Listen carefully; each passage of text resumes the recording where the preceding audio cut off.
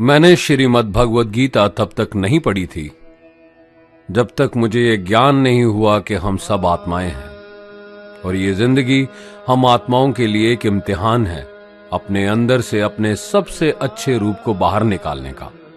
और भगवद गीता इस इम्तिहान को पास करने की एक अहम किताब। भगवद गीता के 18 अध्याय हैं और ये संस्कृत में परमात्मा द्वारा दी गई थी। समय के साथ संस्कृत भाषा रोजमर्रा की जिंदगी से निकल गई और ये ज्ञान मनुष्य से दूर हो गया। समय समय पर भगवद गीता के साधारण अक्षरों में अनुवाद किया गया। इसी कोशिश को आगे बढ़ाते हुए आने वाले 9 मिनटों में भगवद गीता के कुछ अहम हिस्सों को अपने गुरु के आशीर्वाद से एक आसान रूप में मैं अपने 7 बिलियन भाई बहनों के चरणों में समर्पित कर रहा हूं। ये ज्ञान परमात्मा ने भगवान कृष्ण के द्वारा सबसे बड़े धर्म युद्ध महाभारत की रणभूमि कुरुक्षेत्र में अर्जुन को कुछ 5000 साल पहले दिया। ये वो वक्त था जब धर्म का बार बार उल्लंघन हुआ, परमात्मा का डर मनुष्य से निकल गया। लालच की होड़ में भाई ने भाई को मारने की कोशिश की और यही नहीं, एक ब्याहता औरत को भरी सभा में अपने बड़ों के सामने अपमानित किया गया। इससे पहले कि मनुष्य जाति धर्मयुग से निकलकर पूर्ण रूप से कलयुग में जाती, युद्ध की रणभूमि में युद्ध से कुछ पहले परमात्मा ने गीता भगवान कृष्ण के द्वारा मनुष्य जाति के कल्याण के लिए दी। ऐसे ही जैसे कभी तुरा मोसेस को, गॉस्पेल जीसस को और कुरान प्रॉफिट मोहम्मद को दी। गीता, बाइबल, कुरान, तुरा, गुरु ग्रंथ साहिब परमात्मा द्वारा दी गई किताबें हैं जो किसी एक धर्म के लिए नहीं बल्कि पूरी मनुष्य जाति के लिए है, पूरी इंसानियत के लिए है, सब आत्माओं के लिए है। क्योंकि ये आत्मा को परमात्मा के बारे में, उसकी सृष्टि के बारे में और सबसे अहम ये उन कायदों के बारे में समझाती है जिनका आत्मा को मनुष्य के रूप में हर हाल में पालन करना होगा, रक्षा करनी होगी। और इन्हीं कायदों की बुनियाद पे एक आत्मा को शरीर त्यागने के बाद परखा जाएगा और इस परीक्षा से पास होने पे हमेशा के लिए इस जन्म और मृत्यु से मुक्ति मिलेगी। परमात्मा भगवद गीता में कहते हैं कि मैं ही सबकी शुरुआत हूं, मैं शुरू से भी पहले था और सब खत्म होने के बाद भी रहूंगा। सब मुझ में है और मैं सब में हूं। जो भी तुम छू सकते हो, देख सकते हो, चख सकते हो या सुन सकते हो, वो सब मैं हूं। ये नदियां, पहाड़, सूरज, ग्रहण, चांद, सितारे सब मैंने बनाए हैं।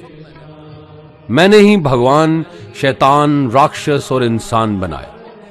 मैं सर्वव्यापी हूं, सब में रहता हूं, सब में मैं हूं, मैं ही हूं। मैं ही ब्रह्मा बन के सब बनाता हूं और रुद्रा बन के सब नष्ट कर देता हूं।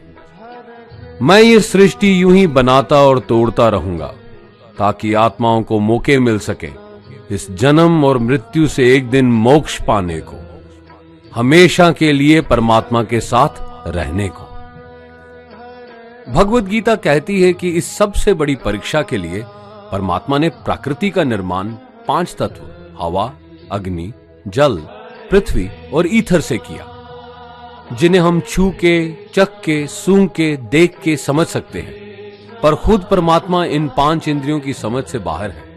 उन्हें आत्मा इन इंद्रियों से नहीं जान सकती।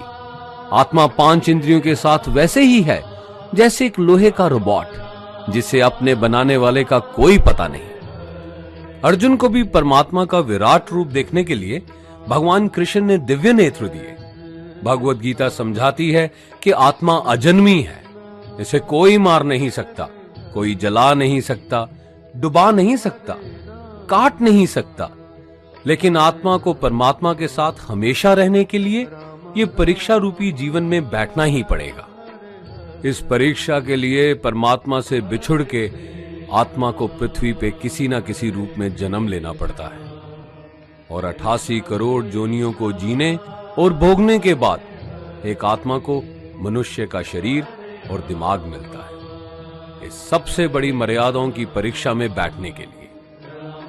हर मनुष्य को इस पूरी परीक्षा के दौरान तरह तरह की अच्छी और बुरी भावनाओं के चक्रव्यूह में अपने ही भाई बहन या मित्रों के साथ डाला जाता है, जिसमें हर आत्मा को अपने अंदर के तामसिक और राजसिक अवगुणों से निकल के सात्विक जीवन में प्रवेश करने के मौके मिलते हैं। हमारे तामसिक गुण वो हैं जो हमारे अंदर हीन भावना पैदा करके हमें खुद को उदास और नुकसान पहुंचाते हैं, और हमारे राजसिक गुण हमें ईर्ष्यालु और लोभी बना के दूसरों के प्रति नुकसान पहुंचा सकते हैं। इस परीक्षा के दौरान हर आत्मा को तामसिक और राजसिक गुणों को खत्म करके अपने सात्विक गुणों से परिचित होना पड़ेगा। सात्विक गुण वो हैं जो आत्मा को अपने आसपास की हर चीज से जोड़ें और उन्हें प्यार करना सिखाते हैं। परीक्षा के दौरान हर आत्मा को जीवन के चारों स्तंभ धर्म, अर्थ, काम और मोक्ष का ज्ञान पाके ही मुक्ति मिलती है। यही वो द्वार हैं जिन्हें समझ के ही आत्मा परमात्मा को समझ सकती है। पहला द्वार धर्म का है और शेर इसका प्रतीक है। धर्म वही है जो गीता में लिखा हुआ है, वेदों में लिखा हुआ है, गुरु ग्रंथ साहिब, बाइबल या कुरान में लिखा है। धर्म वही है जो धारण किया हुआ है, जिसे आपका दिल मानता है, जैसे झूठ नहीं बोलना, चोरी नहीं करना, भगवान का निरादर नहीं करना, दूसरों को नुकसान नहीं देना, यही सब धर्म है। और हर आत्मा को अपने जीवन काल में हर समय धर्म का पालन करना होगा और उसकी रक्षा करनी होगी। दूसरा द्वार अर्थ का है और घोड़ा इसका प्रतीक है। हर आत्मा अपने हर जीवन काल में अपने पृथ्वी पे होने का अर्थ या मूल कारण समझेगी। इस जिंदगी में भोगने वाली चीजें और रिश्तों का आनंद लेगी। अच्छा बेटा या अच्छी बेटी, अच्छा भाई या अच्छी बहन, अच्छा पति या अच्छी पत्नी बनके हर दुनियावी रिश्ते पर खरी उतरेगी और इस परीक्षा को पास करेगी। तीसरा द्वार काम का है। भगवत गीता समझाती है कि हर मनुष्य के अंदर काम, क्रोध, लोभ, मोह, अहंकार और ईर्ष्या जैसी 6 भावनाएं हमें अपने और दूसरों के प्रति नुकसान पहुंचा सकती हैं। इन भावनाओं को हर मनुष्य को हमेशा अपने नियंत्रण में रखना होगा, क्योंकि इनके बहाव में किया हुआ कोई भी काम हमारे जीवन भर की परेशानी का कारण बन सकता है। और एक आत्मा संतोष और सादगी से इन भावनाओं पे हमेशा के लिए विजय पा सकती है। चौथा स्तंभ मोक्ष का है और हाथी इसका प्रतीक है। इस परीक्षा रूपी जीवन में हर मनुष्य हर समय कुछ इच्छाएं रखता है। कुछ इच्छाएं एक ही जन्म काल में पूरी हो जाती हैं, पर कुछ अधूरी रह जाती हैं और उनके पूरा होने के लिए आत्मा को वापस पृथ्वी पे आना पड़ता है। भगवत गीता समझाती है कि हमारी इच्छाएं ही मूल कारण हैं हमारे पृथ्वी पे वापस आने का, और अगर हम कोई भी इच्छा ना रखें तो हम इस जीवन और मृत्यु से मुक्त हो सकते हैं। ये द्वार माफी का भी है। जिन्होंने आपके साथ बुरा किया उनको माफ करके और जिनसे आपने बुरा किया उनसे माफी मांग के मुक्ति पाई जा सकती है। जब तक आत्मा इन चारों दरवाजों धर्म, अर्थ, काम और मोक्ष को समझ नहीं लेती, तब तक आत्मा को बार बार इस मनुष्य रूप में आना ही पड़ेगा। परीक्षा का समय खत्म होते ही आत्मा शरीर और अन्य सब वस्तुओं का त्याग कर देती है। जो भी संसार में रहकर बनाया वो अब किसी और का होगा, और आत्मा अपने कर्मों के फैसले के लिए चली जाती है। आत्मा के अच्छे बुरे कर्मों का हिसाब होता है। अपने अच्छे कर्मों के लिए आत्मा कुछ वक्त के लिए स्वर्ग और दुष्कर्मों के लिए नरक में चले जाती है। नरक में आत्मा को अपने पापों के अनुकूल सजाएं मिलती हैं, पर सजा खत्म होने के बाद आत्मा को फिर से एक नया शरीर और नया दिमाग मिलता है इस परीक्षा में फिर से बैठने के लिए। और हर परीक्षा में वही सब फिर दोहराया जाएगा, जिंदगी के 4 स्तंभ धर्म, अर्थ, काम और मोक्ष को समझने के लिए। हर जन्म में अपने कई जन्मों के कर्मों के हिसाब से हर आत्मा को कभी अच्छे और कभी बुरे हालातों से जाना पड़ता है। लेकिन जब तक आत्मा परमात्मा के साथ योग को नहीं समझ लेती, वो मुक्ति नहीं पा सकती। भगवत गीता समझाती है कि मनुष्य अपने शरीर, दिमाग या दिल से भगवान को पा सकता है। शरीर द्वारा किए कर्मों के माध्यम से परमात्मा को पाने को कर्म योग कहते हैं। ऐसे कर्म जो परमात्मा की इच्छा से हों और दूसरों के कल्याण के लिए हों।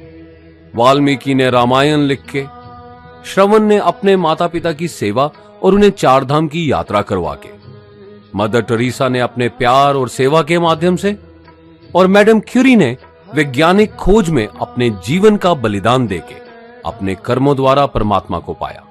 भगवत गीता समझाती है कि एक आत्मा दिमाग से भी परमात्मा के साथ योग लगा सकती है। इसे राजा योग कहते हैं, क्योंकि दिमाग या मस्तिष्क सब इंद्रियों का राजा है। एक मनुष्य अपनी आस्था, सांस प्रणाली, आसन, अभ्यास, साधना और तपस्या से परमात्मा को इस योग के रास्ते पा लेता है। इस योग को समझने के लिए हमें अपने अंदर की एनर्जीज यानी चक्रा और कुंडलिनी को समझना पड़ेगा। आत्मा मस्तिष्क से मेडिटेशन या ध्यान लगा के परमात्मा के साथ योग लगा सकती है। शंकराचार्य, स्वामी परमहंस, स्वामी विवेकानंद और उनके जैसे कई योगी इस योग के रास्ते परमात्मा के साथ संधि लगा पाए। परमात्मा भगवत गीता में कहते हैं कि अगर किसी आत्मा को धर्म ना भी समझ आए, योग ना भी समझ आए, पर अगर वो मेरी शरण में आ जाए तो मैं उसके सारे पाप माफ कर देता हूं। परमात्मा को ऐसी दिल की गहराइयों से पुकार के पाने को भक्ति योग कहते हैं। चैतन्य महाप्रभु, मीराबाई और भगवान हनुमान इस योग के सबसे बड़े उदाहरण हैं।